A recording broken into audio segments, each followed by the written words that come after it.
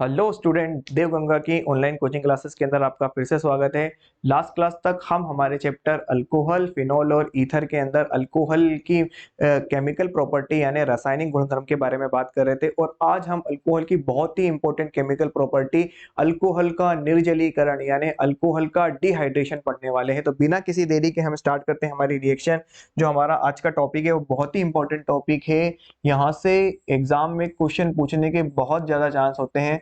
इस टॉपिक का नाम या इस रिएक्शन का नाम है dehydration of alcohol. Dehydration of alcohol या अल्कोहल का निर्जलीकरण, या इस रिएक्शन का एक नाम और है, इसको बोला जाता है बीटा एलिमिनेशन रिएक्शन।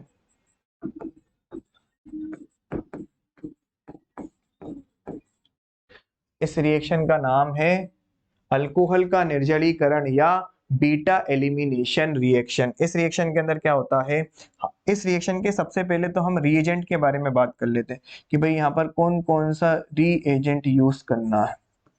तो यहाँ पर जो पहला रिएजेंट या यूज कर सकते हैं वो हम यूज कर सकते हैं या तो सांद्र H2SO4 या हम यूज कर सकते हैं सांद्र H3PO4। इन दोनों में से कोई सा भी रिएजेंट हम यूज कर सकते हैं। सांद्र H2SO4 या सांद्र H3PO4, ये दोनों ही रिएजेंट यहाँ पे निर्जलीकारक यानी डिहाइड्रेटिंग एजेंट का काम कर रहे हैं। सामान्य तौर पर हमें अगर किसी भी अणु से जल के अणु को बाहर निकालना रहता तो हम उसे हीट करते हैं, लेकिन यहाँ पर सिर्फ हीट करने से यानी गर्म करने से बात नहीं बनेगी, हमें किसी और पदार्थ की यानी किसी और सब्सटेंस की मदद लेनी पड़ेगी। तो जो भी सब्सटेंस हमें जल का अणु बाहर निकालने के अंदर मदद करता है उसको बोलते हैं निर्जलीकारक यानी डिहाइड्रेटिंग एजेंट।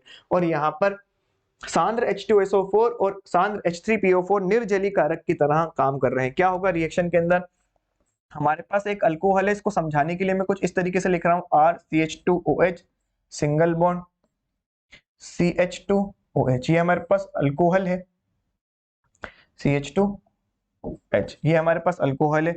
अगर हम इस अल्कोहल को 443 केल्विन पर सांद्र H2SO4 की उपस्थिति के अंदर हीट करते हैं तो अल्कोहल के अणु में से एक जल का अणु बाहर निकलता है और हमें रिजल्ट में अल्कीन मिलती है।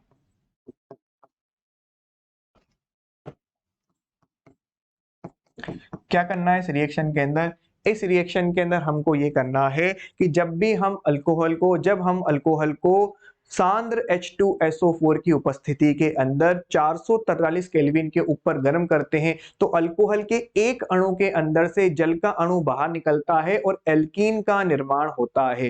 क्योंकि यहाँ पर जल का अणु बाहर निकल रहा है इसीलिए इस रिएक्शन को निर्जलीकरण यानी डिहाइड्रेशन ऑफ अल्कोहल बोलते हैं। दूसरा, इस रिएक्शन का नाम बीटा एलिमिनेशन नाम क्यों पड़ा, एलिमिनेशन यानी विलोपन, बीटा विलोपन अभिक्रिया नाम क्यों पड़ा। विलोपन तो इसलिए क्योंकि यहाँ पर से जो है जल बाहर निकल रहा है, एलिमिनेट हो रहा है इसीलिए।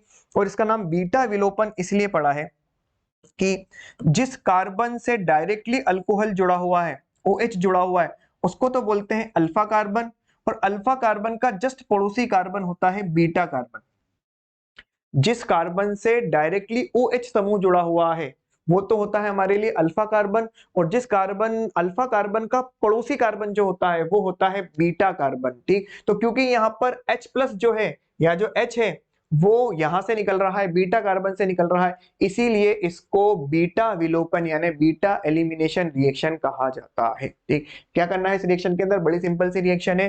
किसी भी अल्कोहल के अणु को सांद्र H2SO4 या सांद्र H3PO4 की उपस्थिति में 443 केल्विन के ऊपर गर्म किया जाए तो अल्कोहल के एक अणु में से जल का अणु बाहर निकलता है और अल्कीन का निर्माण होता है।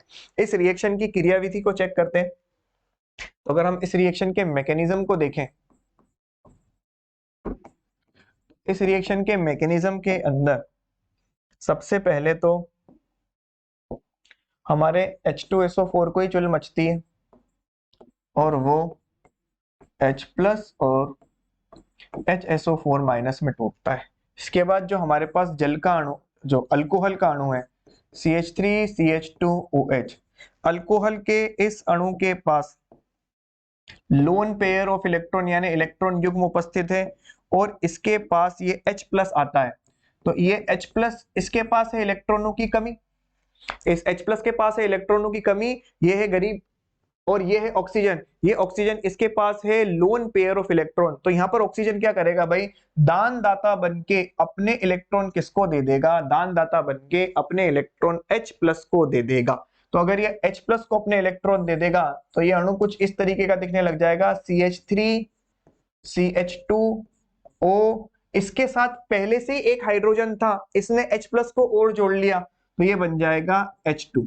ठीक, जो अणु अपने इलेक्ट्रॉन युग्म किसी दूसरे को देता है उस पर तो आता है पॉजिटिव चार्ज, और जो परमाणु या अणु दूसरे के इलेक्ट्रॉन लेता है उसके ऊपर आता है नेगेटिव चार्ज। यहां पर ऑक्सीजन ने अपने इलेक्ट्रॉन युग्म हाइड्रोजन को दिए हैं तो ऑक्सीजन के ऊपर तो आएगा पॉजिटिव चार्ज, और यहाँ पर हाइड्रोजन ने ऑक्सीजन से इलेक्ट्रॉन युग्म लिए तो हाइड्रोजन पर आएगा नेगेटिव चार्ज। तो जो नेगेटिव चार्ज हाइड्रोजन पर आने वाला था उस नेगेटिव चार्ज ने हाइड्रोजन के पॉजिटिव चार्ज को खत्म कर दिया, और हाइड्रोजन तो यहाँ पर जुड़ गया, और ऑक्सीजन ने भैया बैठे बिठाए पंगा ले लिया। और क्या पंगा ले लिया, दानदाता बन के H प्लस को इलेक्ट्रॉन तो दे दिए लेकिन खुद के ऊपर पॉजिटिव लेकर के बैठ गया। तो अब नेक्स्ट स्टेप के अंदर क्या होगा, ये बेचारा हमारा ऑक्सीजन इस पॉजिटिव से परेशान होकर के पड़ोस के कार्बन के इलेक्ट्रॉन को छीनेगा और भाग जाएगा, पड़ोस के कार्बन के इलेक्ट्रॉन को छीनेगा और भाग जाएगा। तो यहाँ पर कुछ केस ऐसा बनेगा कि यहां से हमारे पास जल का अणु तो निकल चुका है, और यहाँ पर ये जो कार्बन है, ये वाला कार्बन, इससे ऑक्सीजन इलेक्ट्रॉन छीन करके भागा है, तो इससे इलेक्ट्रॉन छीन चुके हैं, तो इस कार्बन के ऊपर आएगा पॉजिटिव चार्ज। तो यहाँ पर आएगा CH3 सिंगल बॉन्ड CH2 और इसके ऊपर आएगा पॉजिटिव चार्ज, और यहाँ पर हमारे पास बना है कार्बोकेटायन यानी कार्ब धनायन। और यही स्टेप इस अभिक्रिया का वेग निर्धारित पद यानी रेट डिटरमाइनिंग स्टेप है। यही वाली स्टेप, इस स्टेप के अंदर कार्ब धनायन बन रहे हैं, यही वाली स्टेप जिसके अंदर ये कार्ब धनायन बन रहा है, यही स्टेप इस रिएक्शन की स्पीड को यानी इस रिएक्शन के वेग को डिसाइड करेगी। अगर ये स्टेप जल्दी हो जाती है तो ये रिएक्शन भी ज्यादा स्पीड के अंदर होगी, और अगर ये इस रिएक्शन या स्पीड, अगर ये स्टेप धीरे धीरे होती है तो इस रिएक्शन की स्पीड भी क्या होगी, धीरे होगी। तो इसके वेग निर्धारित पद के अंदर किसका निर्माण हो रहा है, इसके वेग निर्धारित पद के अंदर कार्बोकेटायन का निर्माण हो रहा है। अब नेक्स्ट स्टेप के अंदर क्या होगा, ये कार्बोकेटायन जो बना है हमारे पास, इसको जैसे ही हम थोड़ा सा हीट करेंगे तो हीट करते ही कार्बोकेटायन H प्लस को लूज कर देगा, तो ये बॉन्ड तो आ जाएगा इस तरफ और यहाँ से H प्लस बाहर निकल जाएगा, तो यहाँ से निकल जाएगा H प्लस बाहर और हमारे पास अल्कीन बनके तैयार हो जाएगी। ये है इस रिएक्शन की क्रियाविधि। इस रिएक्शन की क्रियाविधि के अंदर क्या इंपॉर्टेंट बात ध्यान रखनी है, पहली इंपॉर्टेंट बात तो ये ध्यान रखनी है, इस क्रियाविधि के अंदर जो वेग निर्धारित पद है यानी जो रेट डिटरमाइनिंग स्टेप है वो क्या है, कार्ब धनायन का बनना। और जब भी कार्ब धनायन बनते हैं तो अगर उनमें पुनर्विन्यास होगा तो हम जरूर करेंगे, क्योंकि कार्ब धनायन के अंदर रीअरेंजमेंट पॉसिबल होता है। तीसरी बात, यहां से जब भी हम कार्ब धनायन को हीट करते हैं तो वो H प्लस को लूज करता है और यहाँ पर एक अल्कीन का निर्माण होता है। ठीक, ये थी हमारे पास अल्कोहल का निर्जलीकरण। अगर हम आगे इसी के अंदर और बात करें और देखेंगे, अगर हमारे पास इस प्रकार का अल्कोहल होता CH3 CH2 CHOH CH3, तो अगर हम इस रिएक्शन को ठीक से देखें तो इस रिएक्शन के अंदर हमने बात करी थी कि इस रिएक्शन के अंदर H2O का अणु बाहर निकल रहा है, यानी H और OH बाहर निकल रहा है। तो ये जो H2O का अणु बाहर निकल रहा है, ये OH तो गारंटी बात है इस अल्फा कार्बन से आएगा, और H कहां से आ रहा था, बीटा कार्बन से आ रहा था। जिस कार्बन के ऊपर डायरेक्टली OH कनेक्टेड है वो है अल्फा कार्बन, और अल्फा कार्बन के पड़ोसी कार्बन को क्या कहा जाता है, बीटा कार्बन कहा जाता है। तो H तो कहां से आ रहा है, गारंटी है वो अल्फा कार्बन से आ रहा है, सॉरी OH कहां से आ रहा है, गारंटी वो कहां से आ रहा है, अल्फा कार्बन से आ रहा है। लेकिन हमारा जो H है वो कहां से आ रहा है, बीटा कार्बन से आ रहा है।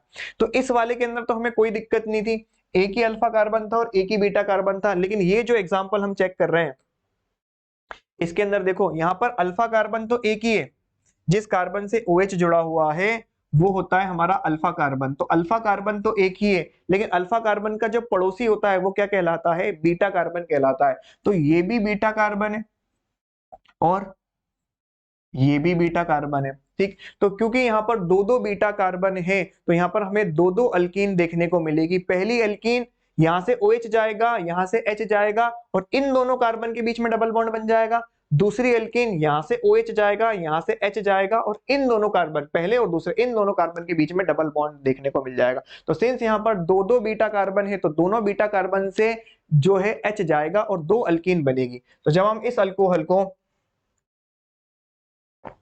सांद्र H2SO4 की उपस्थिति में 443 केल्विन के ऊपर हीट करेंगे तो हमें दो अल्कीन देखने को मिलेगी।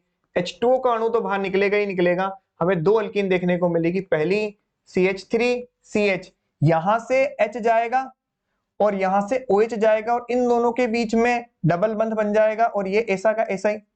और दूसरी अल्कीन जो हमें यहां पर देखने को मिलेगी वो ये देखने को मिलेगी CH3CH2, सिंगल बॉन्ड, यहां से तो गया OH, यहां से तो गया OH और अब की बार इस वाले बीटा कार्बन से, इस वाले बीटा कार्बन से गया H, तो यहां पर डबल बॉन्ड देखने को मिल जाएगा। तो सिंस यहां पर हमारे पास दो तरीके के अल्कीन का निर्माण हो रहा है, तो जब भी हमारे पास विलोपन अभिक्रिया के अंदर एक से ज्यादा यानी एक से अधिक अल्कीन का निर्माण होता है, तो वो अल्कीन अधिक मात्रा के अंदर यानी मुख्य उत्पाद के रूप में बनती है, जिसके अंदर अल्फा हाइड्रोजनों की संख्या क्या होती है, ज्यादा होती है। इसको बोलते हैं सेटजेफ या सेट-जेट-सेव का नियम। सेटजेफ नाम का एक साइंटिस्ट था, सेटजेफ नाम के साइंटिस्ट ने हमें ये वाली बात बताई कि अगर किसी भी विलोपन अभिक्रिया के अंदर एक से अधिक अल्कीन का निर्माण होने वाला है, किसी भी विलोपन अभिक्रिया के अंदर अगर एक से अधिक अल्कीन का निर्माण हो रहा है, तो वो एल्कीन मुख्य उत्पाद के रूप में बनेगी, यानी ज्यादा मात्रा के अंदर बनेगी, जिसके अंदर अल्फा हाइड्रोजनों की संख्या अधिक होती है। इसको सेट-जेफ का नियम कहते हैं। यहां हमने बात करी, देखो आपको अल्फा कार्बन के बारे में बताया, जो कार्बन OH से डायरेक्टली जुड़ा हुआ है उसको अल्फा कार्बन कहते हैं। तो यहां पर अल्फा कार्बन की कुछ और पहचान है, और जब हम एल्कीन के अंदर अल्फा कार्बन को ढूंढेंगे तो एल्कीन के अंदर अल्फा कार्बन की कुछ और पहचान होती है, ठीक। तो अगर क्रियात्मक समूह आ जाता है, जैसे कि ये OH हमारा क्रियात्मक समूह है, तो जिस कार्बन से क्रियात्मक समूह जुड़ा हुआ है उसी को अल्फा कार्बन बोलते हैं। लेकिन अल्कीन के अंदर केस चेंज है, अल्कीन के अंदर उस कार्बन को अल्फा कार्बन बोलेंगे जो डबल बंध वाले कार्बन का पड़ोसी है। मतलब यहां पर जो दो कार्बन डबल बंध से जुड़े हुए हैं, इन दोनों कार्बन के पड़ोसी कार्बन को अल्फा कार्बन बोला जाएगा। तो इसका एक पड़ोसी कार्बन तो ये रहा, ये भी अल्फा कार्बन, और इसका एक पड़ोसी कार्बन ये रहा, ये भी अल्फा कार्बन। तो यहां पर दो दो अल्फा कार्बन देखने को मिल रहे हैं। दूसरी बात, अगर हम इस वाली एल्कीन के अंदर अगर देखें, तो इस वाली एल्कीन के अंदर अगर हम चेक करें तो ये दोनों कार्बन डबल बंध से जुड़े हुए हैं, और डबल बंध से जुड़े हुए कार्बनों के पड़ोसी कार्बन को हम क्या कहते हैं, अल्फा कार्बन कहते हैं। तो डबल बंध से जुड़े हुए इस कार्बन का ये पड़ोसी कार्बन तो क्या हो गया, अल्फा कार्बन, और डबल बंध से जुड़े हुए इस कार्बन का पड़ोसी कार्बन क्या होगा, अल्फा कार्बन, और यहां पर इसका कोई भी पड़ोसी कार्बन नहीं है, तो इस वाले के अंदर हमारे पास एक ही अल्फा कार्बन है।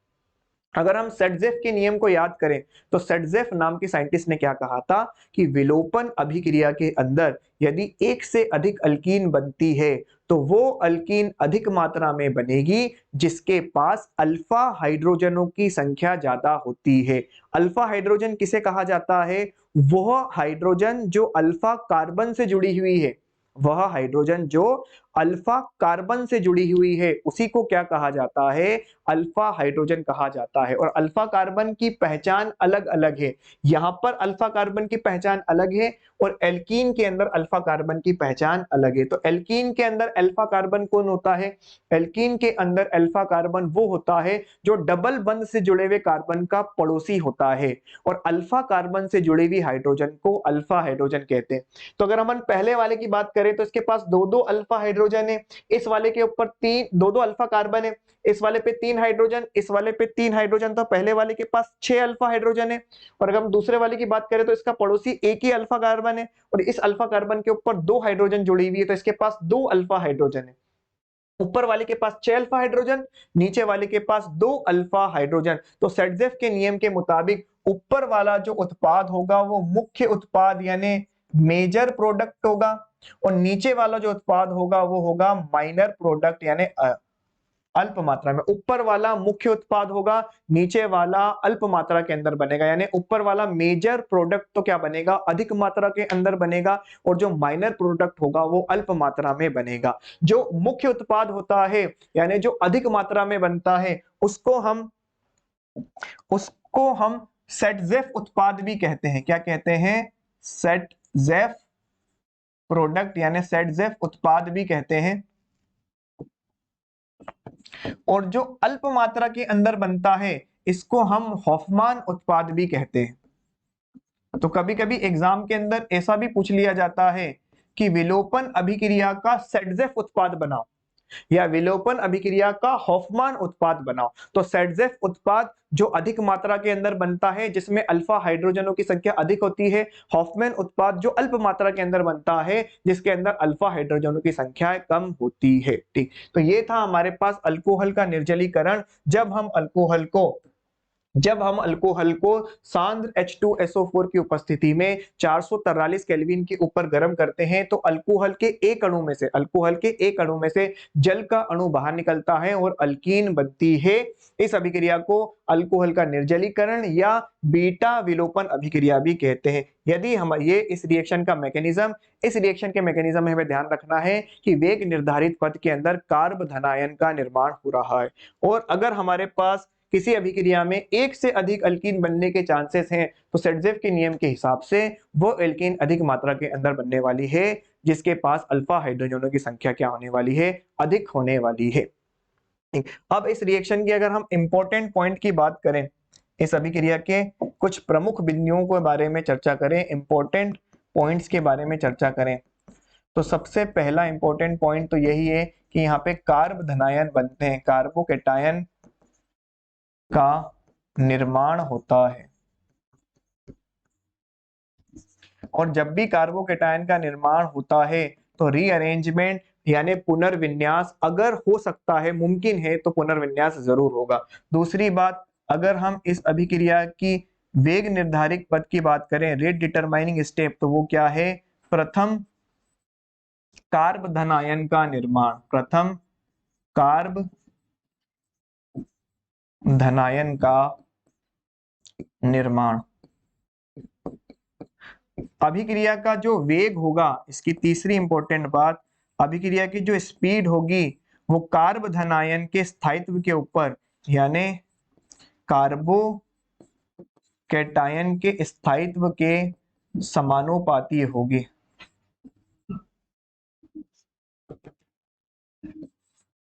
कार्ब धनायन के स्थायित्व के समानुपाती होगी। ये इस अभिक्रिया की तीन इंपॉर्टेंट बात। पहली, इस अभिक्रिया के अंदर कार्ब केटायन यानी कार्बोकेटायन का निर्माण होता है। दूसरी इंपॉर्टेंट बात, यहाँ इस अभिक्रिया का वेग निर्धारित पद क्या है? इस अभिक्रिया का वेग निर्धारित पद पहला कार्बोकेटायन जो बन रहा है, प्रथम कार्ब धनायन का निर्माण है। तीसरी इंपॉर्टेंट बात, इस अभिक्रिया का वेग डिपेंड करता है कार्ब धनायन के स्थायित्व के ऊपर, यानी जितना ज्यादा कार्बन का धनायन, जितना ज्यादा इस स्टेप के अंदर जितना ज्यादा ये कार्बन का धनायन स्थायी बनेगा, अभिक्रिया का वेग उतना ही ज्यादा होगा। ठीक, चौथी इंपॉर्टेंट बात, अगर हम अल्कोहल के रिस्पेक्ट में बात करें अभिक्रिया के वेग की, अगर हम अभिक्रिया के वेग की बात करें with respect to alcohol, with respect to alcohol, तो सबसे ज्यादा तीव्र गति से देंगे 3 डिग्री, उसके बाद देंगे 2 डिग्री और उसके बाद देंगे 1 डिग्री। तो ये इस रिएक्शन की कुछ प्रमुख बातें थी। पहली, कार्ब धनायन का निर्माण होता है यानी पुनर्विन्यास मुमकिन होगा तो हो जाएगा। दूसरी, वेग निर्धारक पद, प्रथम कार्ब धनायन का निर्माण।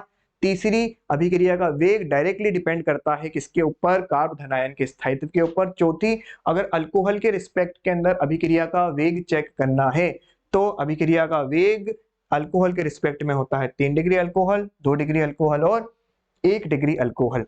और एक और इंपॉर्टेंट बात, पांचवी, यहां पर सेटजेफ का नियम फॉलो होगा, सेटजेफ का रूल फॉलो होगा। यानी अगर एक से अधिक एल्कीन का निर्माण होगा तो वो एल्कीन अधिक मात्रा में बनेगी जिसके पास अल्फा हाइड्रोजनों की संख्या अधिक होती है। तो सेटजेफ का रूल फॉलो होगा। ठीक, आती है बात समझ के अंदर। तो ये थी हमारे पास एक बहुत ही इंपॉर्टेंट रिएक्शन, अल्कोहल का निर्जलीकरण। ठीक, आज की क्लास के अंदर इतना ही। आपको वीडियो कैसा लगता है हमें कमेंट करके जरूर बताएं।